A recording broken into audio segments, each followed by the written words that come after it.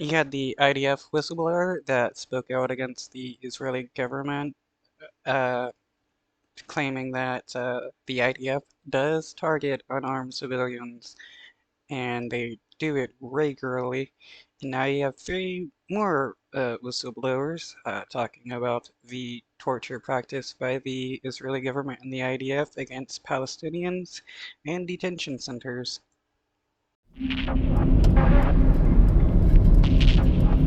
It's a place the Israeli military doesn't want us to see. How many Palestinians are in there right now? Who are you? Give me please now. Hang on, what is it that you want? Can I write on my card? For a government that claims to be all about freedom of the press, they sure don't like the press reporting on what the government and IDF does to Palestinians while they're in detention centers. But CNN has gained exclusive evidence of Palestinian prisoner abuse from multiple Israeli whistleblowers.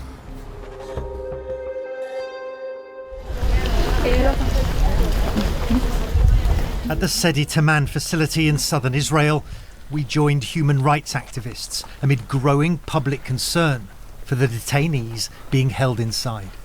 This is a protest by Israeli citizens outside a detention centre close to Gaza, where we know hundreds of Palestinians have been held. You can see it's a closed military facility. It's behind a barbed wire fence. We're not permitted access.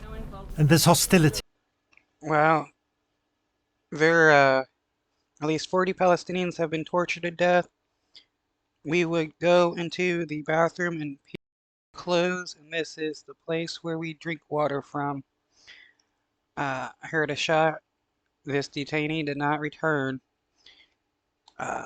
They asked us to. I can't read that. Yeah, it is a military can say they're like the most moral military in the Middle East when they're torturing people. This is like what the United States was doing. They would consider anybody a terrorist and put them in Gitmo and torture them. And those military people were eventually exposed for torture practices against Gitmo detainees that were not charged or tried with any crime. Facility, it's behind a barbed wire fence. We're not permitted access. And there's hostility from passers-by. We just had somebody drive past in a car and they shouted out to us in Hebrew, "You're defending murderers." No. You're defending, what do you, how do you answer we're, that we're criticism? defending basic human rights. And eyewitnesses are now speaking out. Let's see, what else did those And signs eyewitnesses say? are now speaking out. A male soldier took off our hijabs and they punched us and touched our bodies. Yeah, there's a lot of female detainees that speak about by the IDF. They asked us to drink from the toilet and made the dogs attack us. Wow, that is truly horrific. Forcing people to drink from the toilet or being sexually assaulted, and the IDF claims to be the most moral military in the Middle East, and that the Israeli government and the IDF follows all international laws. This is a lie. Away from the military facility near the beaches of Tel Aviv, one young Israeli army reservist agreed to speak about scores of detainees at Sedi Taman. He says are kept in cages or pens, constantly shackled and blindfolded, many for weeks on end. We've hidden his identity and voice to shield him from prosecution. We were told they are not allowed to move and must sit upright. They're not allowed to talk or peek under their blindfolds. And what happened if they did do that? What kind of punishments were meted out? We were allowed to pick out problematic people and punish them, having them stand with their hands above their heads for an unlimited time. If they didn't keep their hands up, we could zip tie them to the fence. The Israeli military says detainees are handcuffed based on their risk level and health status. But the account tallies with photographic evidence obtained by CNN of Palestinian detainees inside Sedi Taman. So they will handcuff people because of their health risk. Like, if somebody's sick, they will handcuff them. That makes no sense whatsoever. And with hand and wrist injuries shown to CNN by dozens of Palestinians released back into Gaza. I was zip-tied and blindfolded, says this former detainee, and tortured in a way I never imagined. One source telling us the restraints were so tight they had to amputate a man's hand. The view that I've heard expressed is that, how do you think Israeli hostages are treated by Hamas? This sentiment was voiced in the facility, but I think that if Hamas is so abominable, which I agree with, then why use Hamas as a bar? It's a descent into dehumanization. Yeah, why do the IDF justify their actions based upon what Hamas is doing? That makes no sense. Claiming, well, since Hamas is killing Israeli civilians, then the IDF gets to kill Palestinian civilians. Like, you're just making yourself just the same as Hamas, becoming a terrorist military.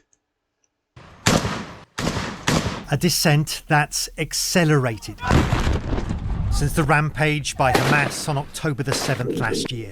The killing and abduction to Gaza of hundreds of Israelis provoked outrage and a brutal response. Amid Israel's wrath, tens of thousands of Palestinians have been killed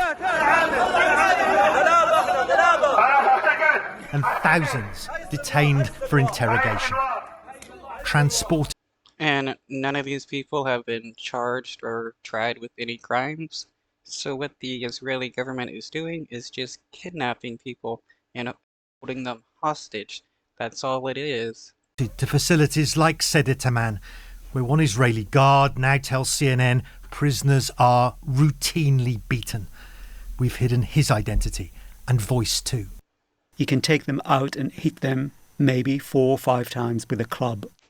It's not done in the face, so you don't see blood. The detainees lie belly down, being hit and kicked, people screaming and dogs barking at them. It's terrifying. Some detainees are taken away and beaten really hard, so bones and teeth are broken.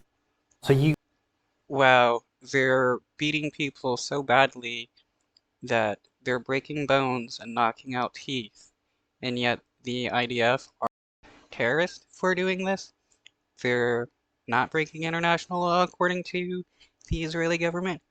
Yeah, this is terrorism, plain and simple. You saw people who were subject to these beatings, who had their bones broken and who had their teeth broken.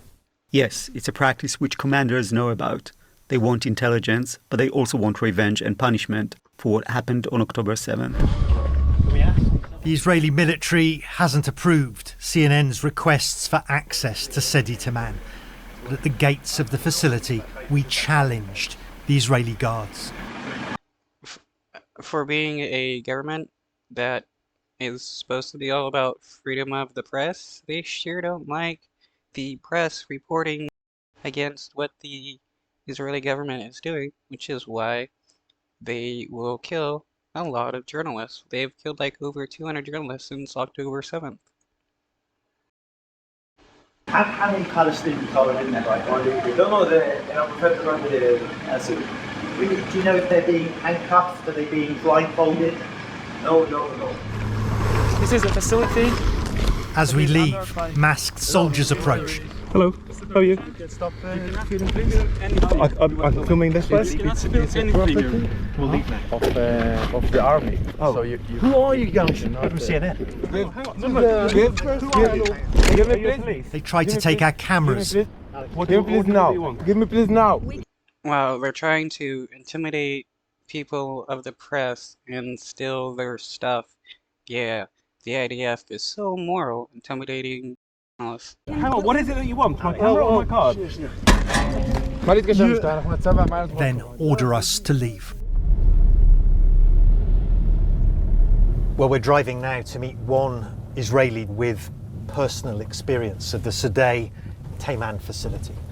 It's experience that he says has left him shocked at the condition and the medical treatment of Palestinian detainees there.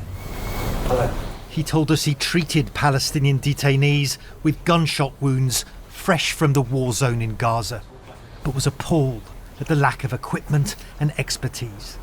The problem is, Gazans who are brought in are labelled as terrorists, and it is very popular opinion over here that terrorists deserve to die, so they do not deserve the same medical care as everyone else. Satellite imagery obtained by CNN shows how the Sedi Taman facility was expanded after the October 7th attacks, with detention facilities and makeshift medical bays being added after public hospitals in Israel refused to treat injured Gazan suspects.